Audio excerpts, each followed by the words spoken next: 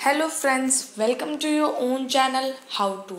तो आज हम आपके लिए एक ऐसा बिज़नेस लेके आए हैं जिसमें स्किल्स चाहिए, आर्टिफिशियल ज्वेलरी मैन्युफैक्चरिंग बिजनेस। लेकिन अगर आपके पास स्किल्स नहीं हो लेकिन आपके पास कैपिटल हो कि आप बिज़नेस को खड़ा कर सकते हो, तो आप ऐसे लेबर या ऐसे एम्प्लॉयज़ को चूज़ करें जिसमें ये स्किल्स हो कि वो अलग अलग टाइप के ज्वेलरी बनाए और इस टाइप के बनाए कि लोगों को वो बहुत पसंद है।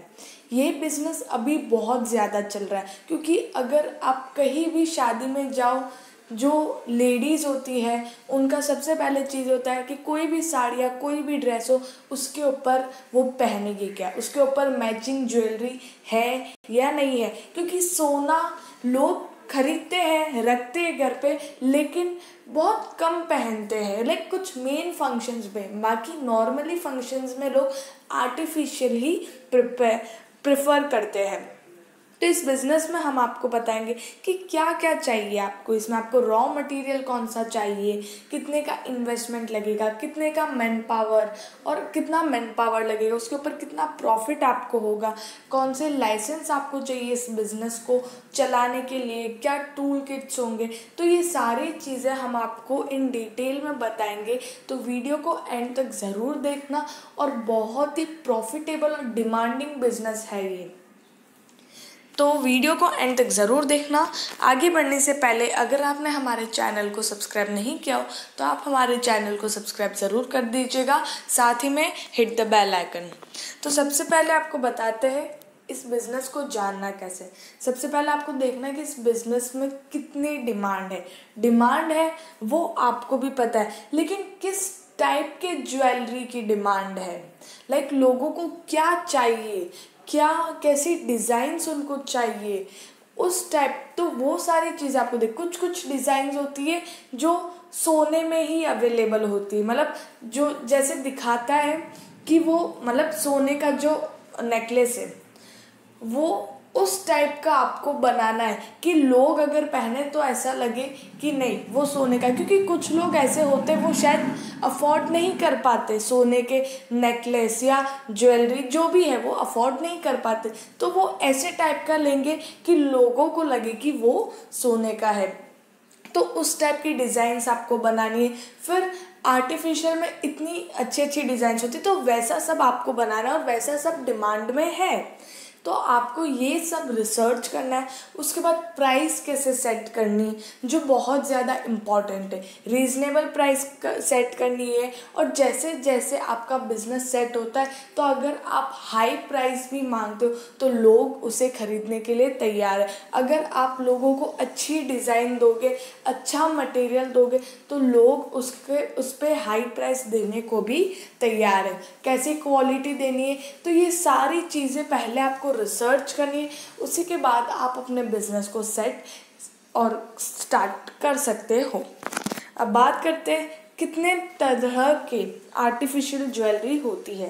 Rings, necklace, bangles, hair pin, earrings, waist belt, many more. आपके खुद के घर में भी लेडीज़ होंगी, लड़कियां होगी, तो आपको खुद को पता होगा कि जब शादी होती है तब कितना कुछ पहनती हो। पैर में पहनती है, कमर पे पहनती है, हाथ में पहनती है, गले में पहनती है, कान में पहनती है, हेयर पे बालों में तो कितना कुछ होता है जो पहनते। तो आपके पास बहुत सारे ऑप्शंस है आर्टिफिशियल ज्वेलरी में बनाने के लिए। अब बात करते हैं यहाँ पर आपको रॉ मटेरियल क्या क्या चाहिए। Hammer, silk thread, woollen yarn, scissor, aluminium alloy, needles, different gemstones, casting machine, tool kit, other materials. जो आपके प्रोडक्ट के हिसाब से जो मटेरियल आपको चाहिए वो सारा आपको अवेलेबल करना होगा और वो सारा आपको चाहिए होगा अपने बिजनेस को रन करने के लिए। साथ ही में कौन से टूल किट आपको चाहिए, नेकलेस किट चाहिए, सीड बीडिंग किट चाहिए, ईयरिंग किट चाहिए, other types of kit according to your product. अब कोई भी आप यहाँ पर कोई आपको मतलब से बड़ी मशीनरी और ये सब नहीं चाहिए। यहाँ पर क्या होता है, हैंडवर्क होता है। और तो यहाँ पर अगर आप नेकलेस बना रहे हो तो उसका किट आता है कि उसमें क्या क्या सामान चाहिए। अगर आप ईयरिंग बना रहे हो तो उसका किट आता है। तो उस हिसाब से आपको टूल किट लेना पड़ेगा जिससे आप अच्छे से बना सकते हो। अब बात करते हैं इन्वेस्टमेंट। यहाँ पर आपका इन्वेस्टमेंट लगेगा कैपिटल 1 से 8 लाख रुपए तक का आपका यहाँ पे इन्वेस्टमेंट लगेगा। और साथ ही में आप ये जो बिज़नेस है वो आप घर से भी स्टार्ट कर सकते हो और कोई शॉप लेके, अगर आपका घर बड़ा है तो आप घर से भी स्टार्ट कर सकते हो, या फिर आप कोई छोटी सी दुकान लेके वहाँ से स्टार्ट कर सकते हो। और यहाँ पर जो आप जो रॉ मटेरियल खरीद रहे हो, और यहाँ पर आप एक और काम कर सकते हो। एक तो है कि आप रॉ मटेरियल किधर होलसेलर से लेके आप अपना काम स्टार्ट कर सकते हो, या फिर आप मीडिएटर भी बन सकते हो जहाँ पर आपको कुछ करने की ज़रूरत नहीं। एक जगह से सामान लिया और एक जगह से आपने खरीदा और दूसरी जगह पे सेल किया, और बीच का जितना भी आप प्रॉफिट रखते हो वो सारा का सारा आपका। तो इसमें भी दिमाग लगाने की ज़रूरत है कि कहाँ पे कौन सी डिज़ाइन बहुत ज़्यादा अच्छी चल रही, कहाँ पे आपको वो सस्ता मिल सकता है, और वहाँ पे और दूसरी जगह जहाँ पर बहुत ज़्यादा डिमांड है वहाँ पर आप ज़्यादा प्राइस में सेल कर सकते हो। तो यहाँ पर भी आपको रिसर्च चाहिए। आप ऐसे ही नहीं कि चलो यहाँ से लिया वहाँ पे सेल कर दिया, ऐसा ही नहीं होता है। सुनने में बहुत ईजी, जब आप करने जाओगे तब आपको पता चलेगा कि इसमें भी कितनी रिसर्च चाहिए। तो यहाँ पर बहुत सारे स्टूडेंट्स ऐसे होते हैं जो डिज़ाइनिंग सीखते हैं, डिफरेंट टाइप्स ऑफ नेकलेसेस बनाते हैं। तो आप उन स्टूडेंट्स को भी मौका दे सकते हो और वो भी आपके यहाँ पे काम कर सकते हैं एज एन एम्प्लॉय। अब बात करते हैं आपके टारगेटेड कस्टमर्स कौन होंगे। होलसेलर्स, ऑनलाइन प्लेटफॉर्म पे भी ये आर्टिफिशियल चीज़ें सेल होती है। उसके बाद मॉल्स, आपको पता ही होगा, कॉस्मेटिक शॉप्स वहाँ पर तो होती ही है, लोकल शॉप्स पे भी सेल होता है। अगर आप ट्राई करो तो लोकल शॉप से भी कांटेक्ट कर सकते हो, वहाँ पर भी सेल होता है। ब्यूटी पार्लर पे क्यों सेल होगा, अब मैं आपको बता दूँ। अगर आप खुद ब्राइडल हो, ठीक है, तो आप कहीं पे रेडी होने जाओगे कोई ना कोई ब्यूटी पार्लर पे, तो वो जो ऑर्नामेंट्स आप पहनते हो वो आपके नहीं होते हैं, वो ब्यूटी पार्लर वाली प्रोवाइड करती है। तो बहुत सारे ब्यूटी पार्लर वाले ऐसे होते हैं जो खरीद के रख लेते हैं ताकि जब भी कोई ब्राइडल आएगी उन्हें यूज़ आएगा, या उन्हें वो जो भी ऑर्नामेंट्स है वो काम आएंगे। तो आप उनसे भी कांटेक्ट कर सकते हो। सुपरमार्केट्स में अगर कोई भी सुपरमार्केट में सेल होता है तो आप ट्राई कर सकते हो। रोड साइड भी बहुत सारी ऐसी जगह, जैसे आप मुंबई में चले जाओ तो बहुत सारी ऐसी जगह है जो लोग रोड पर भी सेल करते हैं।